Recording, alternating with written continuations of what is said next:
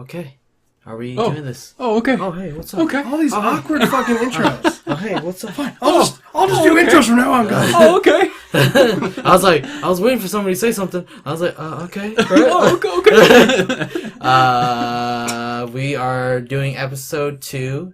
Literally episode 2. Yeah, this is cool. It's episode 2 plus episode 2. It's easier to keep track now. Right, right. Episode 2 of Game of Thrones, kind of review, kind of discussion thing, like water cooler moments. Yeah, exactly. Yeah, water cooler moments. Whatever it was that you went and talked about immediately to the person that you know watches the show. Yeah. Which is 2 people for me at work. Yeah, see, so Same. we're having that. We're probably going to do the same structure like we did last time, just go from scene to scene. Try to make our way through. Yeah, try to make our way through the episode. You want to go ahead and start, Mason? Sure. Because I definitely don't remember what the opening Oh, scene I remember all the intro. Opening scene was Daenerys talking to Varys. Oh, yeah, there's their war council. and that wonderful conversation. Yes. Yeah, the dialogue between them I really, really, really enjoyed. I actually watched it twice. When we finished the episode, I restarted just to watch that first 10 minutes. Yeah. I usually don't appreciate the dialogue that much unless it's Tyrion talking to anybody. Yeah. Because he's just great to listen to. Yeah. But between her and Varys, I loved it. I loved how, and obviously spoilers. We're not doing spoilers. Oh, yeah, if you Pure spoilers. If you don't want spoilers, tune out now. Yeah. But they're talking. If you don't want me to get into it, they're talking about. No, definitely. Get into it. She's questioning Varys' loyalty, given his past with kind of fucking over. Yeah, given like his past, because he served the Mad King,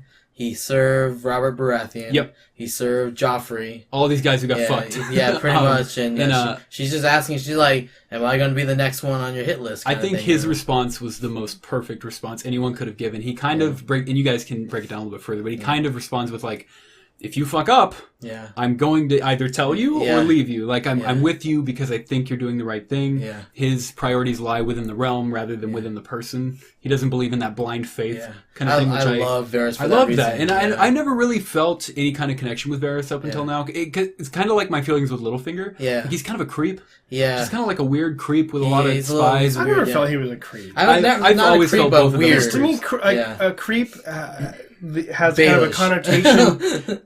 The word creep for me has a sexual connotation to it. A perverted. You don't think Littlefinger has a sexual connotation? I absolutely do. Oh, so you just said Varys is a creep. Well, I said Littlefinger and Varys. That's the point I'm making. I've never considered Varys a creep because I've never really felt like he's like sexually perverted with anyone. I don't think it's ever driven him. No. At any point. That's just my like definition of the word creep. Was it the 3rd or 4th season where he explained why his motivations are the way they are? Yeah. To Tyrion. Second or remember? 3rd. Oh, 2nd or 3rd? Yeah. It was to Tyrion that he was explaining that too, because, his motive, he was, in that episode, in that scene, he was like, oh yeah, I was born a slave, I was traded into it, I was sacrificed, and all this like weird shit happened to him. He's like, so my loyalty belongs to the people, which I thought was kind of weird because like people are the one that did this to him, like. But then he does go around and saying like nobles are the ones that are allowing this to happen, and the bad leaders are allowing this to happen and stuff like this. So I get it, man. That was like the most honest answer he could possibly. Like in that scene, he could have straight up lied to her, everything he could have said, but he said just the honest fucking truth, and she fucking respected the shit out of it. It was so cool. Like, but then she ended the conversation with, "If you ever fucking betray me, I'll fucking kill you. Yeah. I'll burn you alive." Yeah. I think the most important part of that, like my favorite thing about that conversation and other conversations like it, any kind of dialogue where you have 2 people that are debating and they're both simultaneously right. Yeah. Is really interesting to me. Oh yeah. Like the writers aren't picking a side. No. She had every reason to be suspicious of him.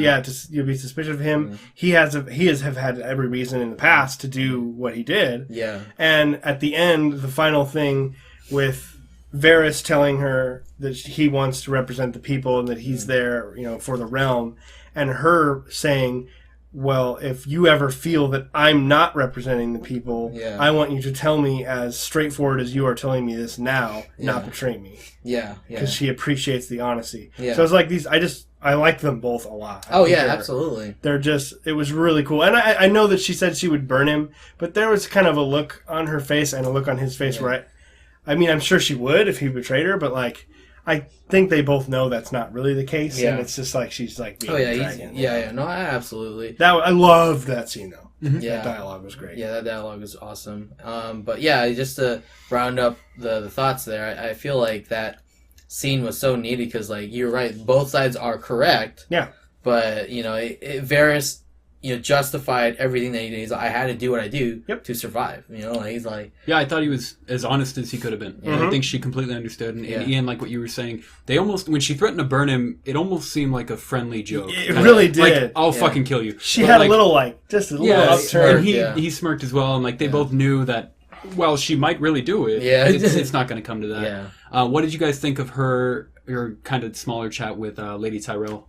Yeah, that was... Any chat with Olenna is it was my weird, favorite right? thing. Yeah. I love her so much. Yeah, she's just like another honest character. Just she just told him, or she told her, and she's like, you need to become better than the men of the Westeros, basically. She's like, they're all sheep. They're all sheep. Tyrion is a very clever man. They're all very clever men. Yeah, I know. So, but yeah, she's great. I thought that was a great scene, and she's basically solidifying her support in Westeros. Yeah, I don't know if I agree with what she was saying, but I think she's awesome either way. Yeah. Just the way she approaches it. She has the support of Dorne and Highgarden. Mm-hmm. So we'll see. She at that War Council they discussed strategy.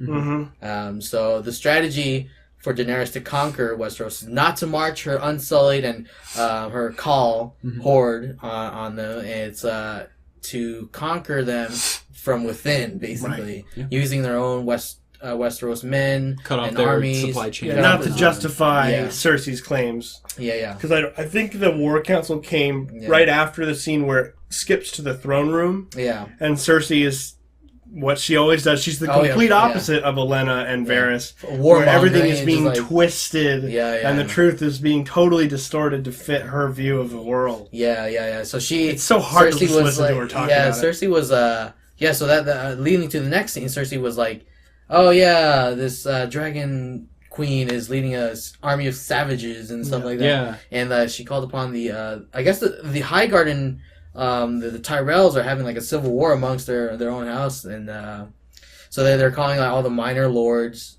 and then trying to get them to support Cersei in the battle. Yep. And oddly enough, who do we see there? We see Randall Tarly. Randall Tarly. He's there, and he's he just seems like a veteran of some sort of war, very very he's such a piece of shit when he's at home. Yeah, he kind of reminds me stoic, of their God, I can't remember his fucking name now. The Lannister father who died. Tywin. Yeah, he kind of reminds me of Tywin. Yeah, Tywin. Yeah, a little bit. Yeah, so they're trying to claim the support. So Jaime comes up to him. The following bit of that scene is Jaime comes up to him in private, asks him, he's like, hey, I want you to become my supreme general in this upcoming war. Mm. And Randall comes back and says, well, they have dragons. What are we supposed to do? Right.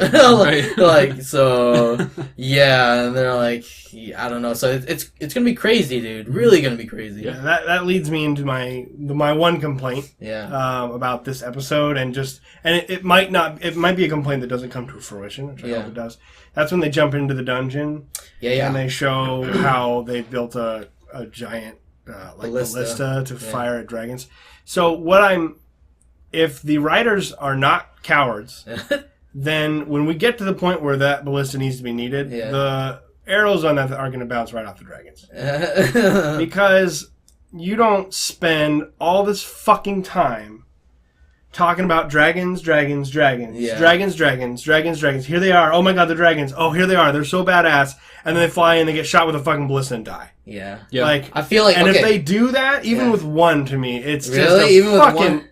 Come on, we've spent so long with these fucking dragons doing nothing. I feel like the smaller dragons have been basically just put in the background compared to the main one. Yeah, the main dragon. They do touch on how one of them got injured at that battle. As well. So I'm worried that what you're worried about might. It's just so like happen, I don't know. It just feels it's such a Game of Thrones. And I don't know about you guys, but when they revealed the ballista, I expected more. Like I didn't just figure like in my head. I'm like, well, ballista. That's what I mean, they didn't have kind of ballistas fire back in the day when the first dragons attacked. Well, they did mention that the arrows are some sort of special metal or some shit like that. Stupid. Yeah, I know. I was like, Deus Ex Machina. Yeah. You know, like the whole, like all we've been hearing this whole time is how he flew over and they fucking dominated everything because the dragons are unbeatable. Yeah. They are the trump card. They are supposed to be the unbeatable thing. That's like the reason that she is in the position that she's in. Yeah. So I really hope it's just sort of like, it's not foreshadowing. I hope it's more their delusions that they're going to be able to kill these dragons. Right. Like, good luck. You're shooting a skull that's sitting there. Yeah. I really hope that a dragon doesn't get killed by a fucking ballista. I get that. It's stupid. I would love to see that whoever's manning the ballista shoot at it bounce off, and then them just get roasted. That's what I'm saying. Like, pay your audience a little bit. Like, we don't always have to go with we're subverting your. Like, you're not subverting it anymore. We're now predicting that that's going to happen. So subvert us by actually being like, oh shit, the dragons actually are badass, and they aren't just a flying ballista target. I don't know. That's like the only thing the episode. I was just rolling my eyes so hard. Like, but so the scene after that goes into Sam. Yeah, it goes to Sam. Right. Yeah, so Sam is again in the Citadel, right? And he's still learning. He's still I think he's an apprentice to the Archmeister or Maester. And they're actually, we get to actually see Jorah now. Yeah. So Jorah was just like a hand in the first episode. It's just a hand. Yeah, it's a hand and a silhouette. Yeah. And then so this the grayscale, the stone skin got progressively worse. I would say significantly worse. Half his body, right? Yeah, half his body. It's disturbing to look at. I was telling Mason one time I had like this fear. Typhophobia. And that shit freaked me out, dude. I was like, I don't think I can watch this. I was like, it was creeping me out, dude. But so they're treating him, and then Sam says, "Hey, I knew a girl," like referring to Stannis' daughter. And she was cured of stone skin, and he's like, well, they caught it early in her when she was a baby, and blah blah blah, and cured it. And he's like, well, I've heard of a surgery, and the Archmaester shot it down immediately. He's like, no, it's too dangerous. Like, did you hear what happened to the other guy who tried that? Yeah, I know. Stone skin. Stone skin, yeah. And then so they did that, and the Archmaester's like shot it down, and he's like, don't do it. And then it goes to the next screen, which like. Typical Sam. He's just like a curious George, dude. Yeah, he is. He always wants to do. Well, he also wants to do the good thing because Jorah mentioned that he's a Mormont, and then Sam was like, "I knew your father," you know, in the Night's Watch and stuff. So he felt like he was almost like obligated to help him out or something like that. So he proceeded to. Fucking perform the surgery. They went a little over. Hard to watch. Yeah. It's hard to watch, but I mean, for me anyway, I was like, I thought it was kind of gratuitous. Yeah. Like, at first, like the first little bit where he first like starts to take a piece and they show how painful it is. Yeah. That was fine. And then they go for like another 2 minutes. I'm like, okay, like I get it. Like, we're being gross. Yeah, we're being gross. You know, he's like, the pus is coming out everywhere, and then he just keeps going. And he just keeps going, just keeps peeling off. Like, well, I think the reason why they wanted to do that was to show that under the scales, his flesh was still there. Yeah, like his flesh was still still his flesh. So he's got that belt in his mouth. Yeah, he's like, but I feel like the reason they took that so long was to show that there's hope. You know, that he could be potentially cured from this. So we'll see. Brutal. It looks fucking awful. And then the pus turns into gravy in a pie. As Arya eats a pie. That was a great scene transition. So good. That was so disgusting. I was like, what are you doing? I was like, oh, it's a pie now. Yeah, I was like, wait, that's food. I know food. But yeah, so it goes to Arya in whatever stop in a small inn somewhere. Yeah, and she meets Hot Pie. What is his name? Hot Pie. His name is Hot Pie? I mean, that was his nickname. Yeah, is that what they called him? Yeah, I couldn't even remember. I couldn't remember. It was good to see him, though. Yeah, it was like, it was really good to see. I was like, dude, Gendry's over here somewhere. Where's Gendry at? I was like, Benji's sitting in the back somewhere. I was like, but yeah, so they meet Hot Pie. It's good to see him again. Yeah, they had a good conversation. He reveals to her that the Battle of the Bastards took place. Yes. Jon took the North back. Yeah. Here was my kind of confusing moment for me, because she was on such a quest to go kill the Queen, and right when she hears Jon Snow took the North back, she kind of turns around and goes heads toward the North. Maybe not turns around, but I wonder if... well, there's a reason for that. So, and that's at the very last scene of the episode. So, near the last. Near the end, yeah. Near the end, we'll go there. But there's a reason why that all happened. So she revealed, the Hot Pie revealed that her brother took back the North, and that he's now king of the North, and she decided to go, I'm gonna go back to my family. Well, she didn't, the thing is that was confusing, I liked a lot about that scene is she gets on, she gets on and moves, she moves on up the road, but they don't tell you where she's going. You don't find out till later, and you're like, where are you going, north or south? I can't tell. The sun's not out. And I couldn't tell where she was going. So they kind of leave you there. With that, and you're they do kind of, because those merchants were like, we're gonna head to King's Landing, and then they go that way. Oh, I didn't catch that. They went that way. That's why she looked at them. She's like, and then she went the opposite way. I didn't even catch that. Yeah, so they went the opposite way. Okay. They're like, we're trying to make a profit out of the starvation of the people in King's Landing. I was like, they're like, make a quick coin. I don't know if this was the next scene. I'm getting a little mixed. I remember it all, but I don't remember where it came from. So I don't know if this already happened at this point. But one of my favorite scenes was, and this may have been before or after we see Jon Snow talk about what he's going to do. I loved the scene with Daenerys, Tyrion, Varys, all of them talking about Jon. Yes. It's really cool. Yeah, that's right. Because that's the scene where they meet Melisandre. Remember in the throne room? Yes. They're like, hey, there's a red priestess. That was before the scene with Jon Snow, because they hadn't sent the letter yet. Exactly. Okay. So then they they meet Melisandre in the throne room. And it's good to see her too. Yeah, and they confront her. She's a good character. You serve the false king, blah blah blah, and she's like, yes, right here in this room, blah blah blah. And she's like, Varys is the one who says that, you serve Stannis and all that, and Dany stands around. She's like, no, all of us have served the wrong king at one point. Like, and he's like, Dany nodded, and he's like, put him in check. But so she seems Dany wasn't immediately. Off-putting. She's like, you're one of your other friends helped me subdue this capital or whatever. She's so open. She's open. She's open to where that. It seems like she has such a set narrative that she has to follow. She's very, very open to new alliances and things like that. When they bring up Jon Snow, she's like, that makes sense. How strange were the Dothraki to her when she first started? And now she is. And she eats the horse heart, and now she's a fucking. I know, right? That's why I love her so much, because she grows so much. She's one of the biggest. One of the most curved arcs of that show, just how much she's changed from season 1 to now. And they still incorporate that. In that scene, Melisandre brought up the whole prophecy of the Lord of Light prophecy, and the girl that's always with Dany, the translator or whatever, she's told her, I don't remember her name. Sunday or something. Something like that. And then she translates the prophecy to it telling her that it's not a gender thing. Prince is prince or male or female, and Dany just smiles. She's like, I like that. And then and then do you think that is literal though? That it is Prince and that it is Jon Snow because it is That's what I'm thinking, dude. I have no idea. What do you think about that? I was thinking in my head. I'm like, well, maybe there isn't. Maybe there. She's saying Prince in Valyrian doesn't have gender. But maybe it really does. But it may have been translated.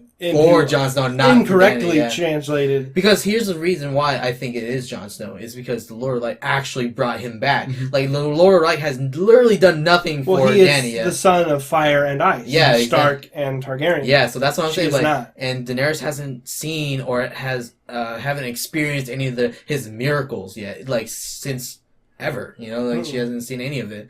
So and Jon is chosen. So he can't die. Yeah, I was he had all those dead bodies on him. He gets out of everything. Even when he dies, he doesn't die. Yeah, it's crazy. But I think it's Jon. I really do. Me too. I think it's Jon. I hope that doesn't mean that Dany has to die for it. But we'll see. I don't think so. I don't know, man. You remember that? Do you remember that scene where she foreshadowed into the throne room of the Iron Throne? And it was winter. Yeah, that was season 2. Season 2. When I was like, does bald that guys take her? Yeah, I was like, I wonder if that's foreshadowing. Jon will be winter's Stark will rule. Yeah, symbolism. But yeah, so Melisandre was like talking about like how they needed to create an alliance for the White Walkers and all that. She actually, I was like, good. She finally knows about the White Walkers. Somebody's talking about it. Yeah, somebody's talking about it. So she's like, your dragons are going to be needed in this war, as well as. Did she mention dragonglass at all or no? I don't know if she I don't did. think she did. Yeah, we kind of moved on to the next scene after that. Yeah, I don't know if are we missing something between that scene where they're talking about Jon and where we go to the throne, where we go to that. Because Grey Worm, remember that scene with Grey Worm? That's not the scene I was going to bring up. That's an important scene to talk about. Yeah. Grey Worm and Missandei. Yeah. Where they're doing their damn thing. Doing their thing. And I think we all had the same thought, or at least everyone I talked to at work was like, how's that going to work? Yeah, I know. Well, they made it work. They made it work. So Alyssa and I were curious as to like the different, like what it means. I thought the same thing. Me too. I was like, they do have. He does have his dick. Okay, so he's castrated. Just no balls. Okay, yeah. So and you can still get a boner. Can you? Yes, you can. Yeah, because it's blood. It's just blood. But he won't. Can you? Can you? Okay. Can you still like? No, that's where it all comes from. Balls. Okay, but I thought without balls you wouldn't even get sexually aroused. Yeah, you still can. It's not. It's so we were reading like I think it was like WMD or something, or we were reading about how they were saying that basically like it's not like when you wouldn't be able to sit down and like watch porn or something and get a hard on. You have to like actually like she would have to do the work for you, basically. But you can still get a hard on. Yeah, because the blood is still comes from all your legs and your stomach and your not stomach, but like your skin. That makes sense. And you still can. But I don't know. I mean, that's cool. I mean, that's good for him. But I thought that for some reason I was under the impression that it was the actual that it was all of it. Yeah. Like, all of it. No, me too. Had, like, no, I told I thought it was just like Kendall situation. That's what I thought too. Yeah. But then I wondered like, how did he pee? And I was like, Theon. How does Theon pee? Yeah. I think they have to you probably have to like attach a catheter thing. Oh, yeah, I would assume. Jesus fucking Lord. Yeah. Mm-hmm. I wonder if this is disgusting. But all of this is disgusting. This is Game of Thrones. But we were trying to figure out because I talked to Jimmy about this too. I'm like, I don't know if it's like, is it castrated? If you're because like, how do they? For to become a warrior, don't you need adrenaline? Adrenaline comes from it. Totally. Like and testosterone. Yeah, testosterone. It does lower your testosterone. Yeah, so that's what I'm saying. But not adrenaline. Adrenaline is from the brain. But either way, training and fighting and all that, you need testosterone for that. So I wonder... Yeah. But I mean, if you don't have another choice, you fucking fight. You know you should still be able to build muscle. Yeah, something, right? Women have less testosterone. It'd just be harder, I guess. It'd be a lot. That's why I guess that's why they're so slender. None of them are big, busted dudes. That's true. Yeah, that makes sense. That's probably why they're so damn badass. Because they've had to overcome that. That's a handicap. And they've become great warriors because of that, in spite of that, I mean. Yeah, that's really, really cool. Yeah. Okay. Real quick scene we jumped over, shout out to Missandei. Yeah. Dude, right? Thank you. Jon Snow talking to his people with Sansa. That's right. Well, no, I knew that scene. I was asking I think if it's coming after, it came after the whole... It's hard to remember. Yeah, I didn't know where it fell. We're not going to miss, that's one of the biggest scenes. That was one of the best scenes, I think, too, is because he didn't fall into the trope of like his dad and what his brother did. Mm-hmm. I felt like his dad or his brother would be like honor, mm-hmm. whatever. And then he's like, you elected me as your king. I didn't want it. Yeah, I didn't want it, not at all. He's like, but you elected me because I know stuff. He's made the right choices. Yeah, he's made the right choices. So still believe in me, So it's not like it's a clear choice. Yeah. He doesn't have. He's got to make a choice. Yeah. Yeah, I like Kevin, like how you touched on. They had such an old way of thinking. Honor, you do what seems right for your family. Yeah. And whereas Jon Snow is like, well, we need to really do what's right. Yeah. You know what I mean? Not like for the greater picture. Yeah, the greater picture, not just for your family or for the North, but like for the entire realm, like everyone. Yeah, and when someone addresses, I think it's Sansa who talks about how the last time when his ancestors went there, they were burned by a dragon. Yeah. And everyone just keeps bringing up what happened before and what happened before. He's like, well, let's worry about what can happen now. Even little Lady Mormont was like, we need you in the North. Yeah, and he's like, they're broken people. I mean, think about everything that's happened to the northern tribes, like the northern houses since the start of the season 1. Like, I would be fucking paranoid and worried and constant. Like, oh, absolutely. I don't blame them. And that's why he's a good leader, because he doesn't either. The first thing he says is, look, I understand, but you have not seen he's like, you don't know what we're doing. You don't understand. You haven't been past the wall. Yeah, exactly. So he's like, I don't blame you for thinking this, but the cool thing, and this is funny, is this is like peer perspective and how people look at stuff. So when he finally makes his decision and he looks at Sansa and tells her Sansa's going to rule. Winterfell and is dead. She's the last Stark and all that. Yeah. So Alyssa looked at that, and she looked at Littlefinger. Yeah. And she goes, "Oh no, this is going to drive even more of a wedge because she's going to get a taste of power." Yeah. And not agree smart. with what I can John see that. said. I can see I that. saw it as I think he's undermining Littlefinger because he's giving her authority and trust in her. Yeah. I would feel like that would bring them I can see together. your point too, though. Yeah, I can see your point too. Because like She looks at him and nods and like after that scene in the hall, in the Great Hall with all the northern houses, it goes to Jon in the crypts of the Starks, and he's like looking at his father's statue and all that, and then fucking Littlefinger, little fucking creep. He comes up there and he talks to him. He's like, never truly introduced myself. I don't know what his intentions were. His intentions were just to piss him off? No. Oh, for that scene, probably testing him. Yeah, testing him. I mean, how did he think it was going to go? You know I think he was trying to make buddies with him because he's like, he started off, he's like, I delivered the bones myself and blah blah blah to your that mom. made sense. Yeah. I loved your mom and I love your. And, I want to bang his sister. Wait, hold on. And like my favorite thing, this episode, in multiple ways, harkens back to the first season. Yeah, so many times. One way we haven't, a big way we haven't talked about yet. Yeah. But even before this, like with with Tyrion coming back and Dany there, and they're talking about all the stuff they went through, and then Melisandre coming back was like season 2. A lot of harking back to like the earlier days of the show, and like when he grabs him and he starts choking him, it's just got to be, and it's on Ned's statue. I know, dude. And their first interaction was Ned choking. Oh, I didn't remember. Yeah, remember that in the whorehouse? He's the whorehouse. He's like, is this a joke? Yeah, remember he's keeping Cat there. Remember in the first season, he's keeping Cat in his whorehouse. And he thinks that he's trying to basically make Ned look bad by coming to a whorehouse. And he chokes him up against a wall. And like I almost was hoping that John would take off, and I was waiting for Littlefinger to be like, what is it? Slow minds, quick tempers. Just like you said with Ned Stark. Wow, it was the same thing. Like maybe is it foreshadowing then? Because remember, they're not.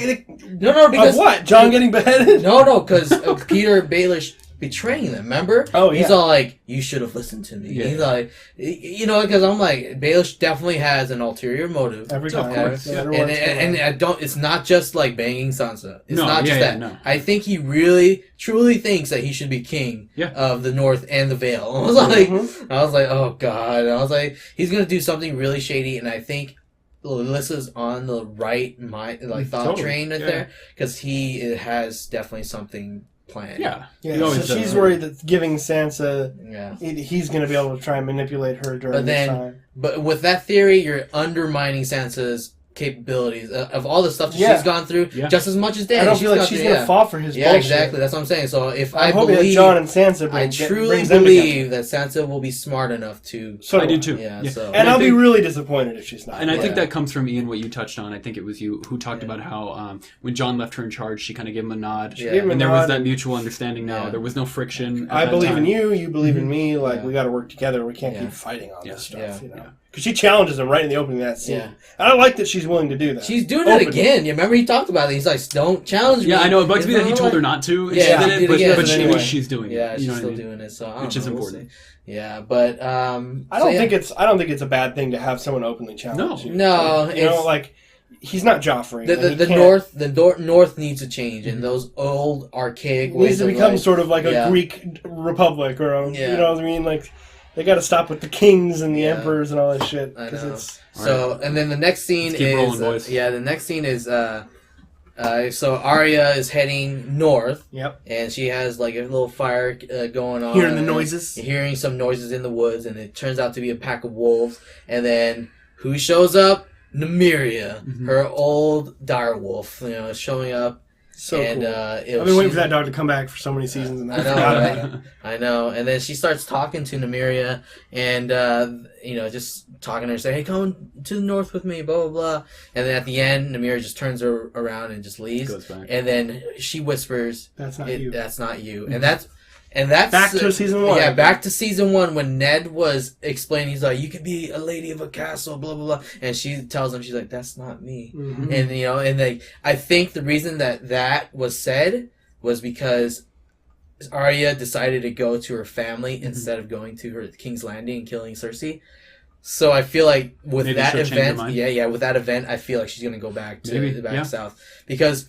Oh, really? Yeah, because like she's like that's not fair. Me. Just like because Nymeria is Arya just being wild and being like just uncontrollable, and that's what Arya wants to be. Oh, but if she went back, Sansa would be there. I know. And Bran is going to be there soon. I don't think they're going to have the happy Stark family reunion because... I don't think they wouldn't have the whole one because Jon will be gone by the time. Yeah, exactly. That's what I'm saying. Jon's leaving, but then Bran's coming back from the... We didn't get to see Bran at all. Yeah, I was disappointed by that. Yeah, he's been getting gypped the last... yeah, I think he's really important soon. I feel like he's just not enough. Him and Daenerys throughout the whole thing, other than like a few times. I feel like Bran is actually an immensely big role because do you think that he may be the guy that's changing the future? Like, not only changing the future, but changing the past for events. They're like, because Bran, you know how Bran can go back in time? And then when he said that one scene when the young Ned goes into the castle and everything, he yells, he's like, Dad! And then Ned turns around. Kind of turns? Yeah. So the theory was like, what if Bran was the one to make the Mad King mad by whispering into his ear like he did with Hodor?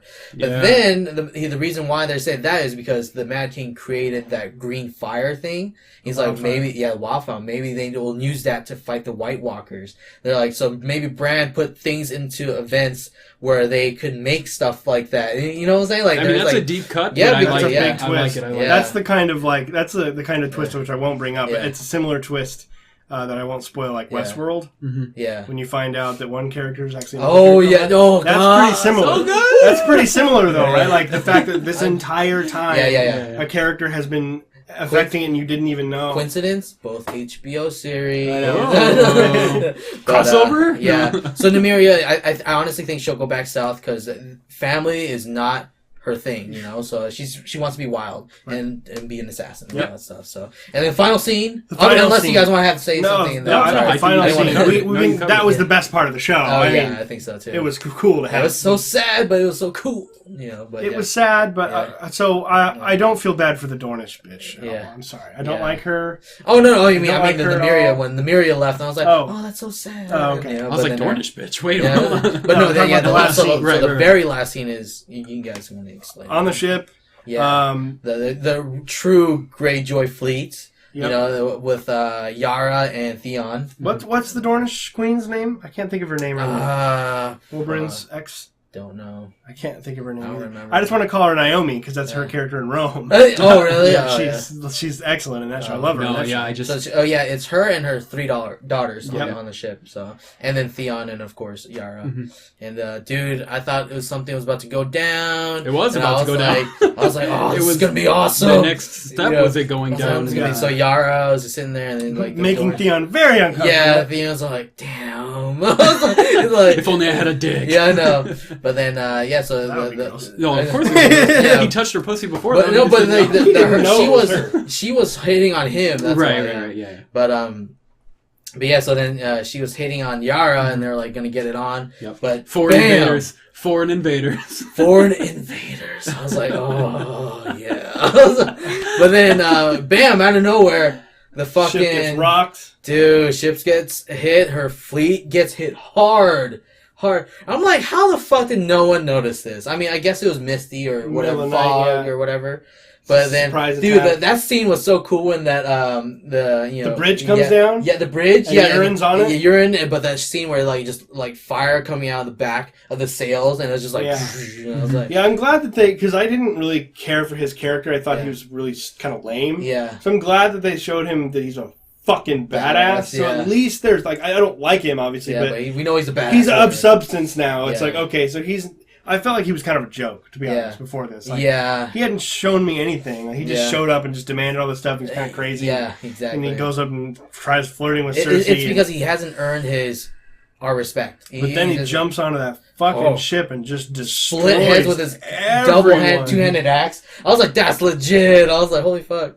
But yeah, he starts destroying everyone, and then he kills both the sand snakes. Yeah, both sand snakes. He captured one of the sand snakes. The girl that was guarding her mom. Right. Well, he didn't fight her. No, he didn't fight her, but he killed the other two. The two sand snakes. Dude, by himself. By himself. Yeah, he got cut up bad. I was like, he should be dead. Yeah, I know, right? Yeah, they cut his Achilles or leg or hamstring, whatever. He's like, oh, whatever. Yeah, I was like, what a fucking badass. Chokes one of them out with the fucking like ship. That was hard for me to watch. Hard to watch, yeah. Yeah, I didn't like that. And then like so they captured one of the sand snakes, and then they captured the Queen of Dorne. Yep. And so that was the present. Yeah, that was the gift. Yeah, that was the gift. And, God, he just murdered everybody. Yeah. Dude, do you think? I hate to say this, but do you think that little girl got out okay? No. I don't think she got out. The girl that was protecting her mom. She's like, just kill us now. And he's like, pirates are like, nope, just smiling. I don't think they're gonna mess with the queen lady because no. they want to bring her back to Cersei. Let Cersei do whatever she wants. Daughter's in trouble. Yeah, big time. And then she was a badass. She killed like 3 or 4 guys before they took her. And then the main part of this that scene where they fight, he fights Yara. Yeah, he fights Yara. She doesn't really stand a chance. No, not at all. Okay, so I had one problem with this scene, and maybe I'm wrong, and you guys can touch on it. I was talking to Jeff about this earlier, the infamous Jeff. And it was weird to me how when that scene began, Theon just snapped into shape, and he was killing dudes. I mean, he was putting up a really good fight. Yeah. Probably took down like 10, 11 guys. Yeah, he was killing a bunch of guys. And then when this happens, and Euron grabs a hold of Yara, he immediately goes back into Reek mode, jumps right off the ship. Mm-hmm. Well, they established that by when because now he knows they've lost. Yeah. Right. And they show all the guys being ears torn off and getting tortured and tongues ripped out. And we've never seen, I mean, maybe I'm wrong, but we've never seen Theon be such a badass.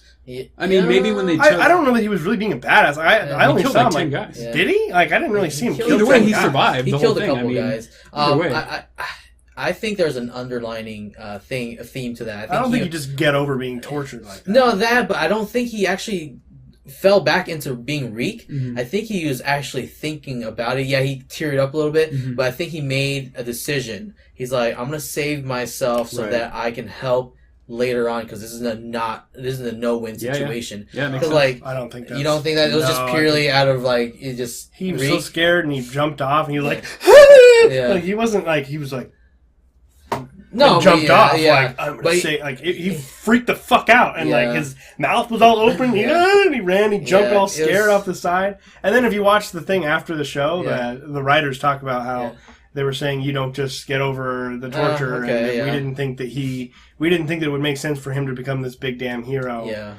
When he's been through everything. And I don't think he would have saved her anyways, even if he tried. Even if he tried, the axe was right there by her throat. Yeah. You just slice it. Yeah, so I don't know. I mean, that's up for interpretation. Yeah, it's up for interpretation. So I mean, he may have thought that. I felt like even before Theon ever became Reek, he wouldn't have been smart enough to do that. Like, I never felt he's not a very smart guy. No, he's kind of childish. He's always been childish. I feel like he's grown a lot though. Like, I don't know. I wish for the best, I guess. Yeah, what I'm trying to do. Sure. Like, I wish for the best for Theon, but I think plus you kind of forget the shit he pulled. He has to redeem himself. Is what I'm saying. Point, we're waiting for him. We've been waiting for him to redeem himself for so long. Maybe they're building up to it. That's what I'm saying. Like maybe they're building up. We'll see. But now Euron has Yara. Yeah, and the Queen. He didn't kill her. Dorne. And dude, that's gonna be crazy. That changes. He destroys their entire fleet. Yeah. The entire fleet. So there's no way Dany can move her Unsullied or any of her other men to the mainland. So changes everything. Changes their entire plan now. So I don't know what they're going to do. Do you think they'll make an alliance with the North? North maybe provides a couple ships. Yeah, it's their only option. So we'll see. That was a good episode. It was. Yeah, it was very. When it ended, I was like, "What?" There's no more I feel like there's not going to be any more filler episodes. Like just nothing happens. Everything's happening because it's near the end. Yeah, near the end. And we only have 5 episodes left. Yep. Because it's not a full season. Exactly. So they better get going. And the fact that they have another 7 after that is like, okay. Yeah. I was always wish they would finish it in this next 5. Yeah. I'm ready to see how it all comes together. I'm like bittersweet about that. I do want that, but I don't want it to ever end. Well, what I don't want, it's not that I'm like, I'm tired of Game of Thrones. Yeah. What I don't want Game of Thrones to Dexter. Yeah, exactly. You need, when you've reached that point, you need to finish it. Yeah. Like, I feel like, and I never finished it, but like Breaking Bad was that way. Like, it's 5 seasons long. Supernatural's like that. You just could have just kept going, kept going, and kept going. Yeah. Supernatural goes too long, I think. I love the show. Yeah, even the late seasons I like. Yeah, that's what I'm saying. But peak, after Breaking Bad was my example. It's 5 seasons. Yeah. Because by the 5th season, you're like, oh my god, it's one thing after another, and then it's over. Yeah. And it's like, it's the same thing. It's like, okay, we have really reached the peak of this. Like, yeah. Like, I just hope they don't drag it. You know, we're all gonna feel it. If they're right now, it's excellent still. 6 and 7, I think are gonna be like my favorite seasons. Yeah. But I really am ready to see how this all kind of wraps. Hell yeah. What do you guys think? Any final thoughts from talking about rap? I think we touched on everything. Let's wrap it up. Yeah, that's it. A little bit longer, but there was a lot more to unpack, I think, in that episode. Like, the first episode was very kind of straightforward. Yeah, so. right. A little bit longer. I'll get this up right now. Yeah, and, cool. We will see you guys comment, subscribe. Next Monday. Next Monday for episode 3 recap. Hell yeah. And keep an eye out Tuesday for the Zero HP podcast. Yes, indeed. That's currently, temporarily on Tuesdays. Yeah. Temporarily. Until Game of Thrones is over. So. Yep. Cool. All right, guys. Thanks again, and we'll see you next week. Peace. Later.